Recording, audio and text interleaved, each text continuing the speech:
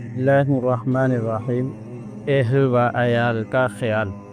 حضرت ابو ہریرہ رضی اللہ تعالی عنہ روایت کرتے ہیں کہ نبی اکرم صلی اللہ علیہ وسلم نے ارشاد فرمایا، مسلمانوں میں سے سب سے زیادہ ایمان والا وہ ہے جو اخلاق میں سب سے بہتر ہے، اور تم میں سے بہترین وہ لوگ ہیں جو اپنی عورتوں کے حق میں اچھے ہیں۔ حضرت ابو مسعود انصاری رضی اللہ تعالی عنہ بیان کرتے ہیں کہ حضور نبی کریم صلی اللہ علیہ وسلم نے ارشاد فرمایا، جب مسلمان اپنی بیوی بچوں کی ذات پر ثواب سمجھ کر خرچ کرتا ہے تو وہ اس کے لیے صدقہ ہو جاتا ہے۔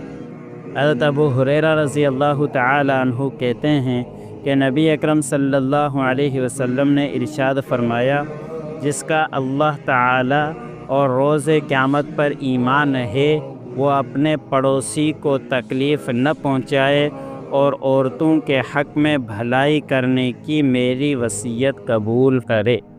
اللہ عمل کرنے کی توفیق۔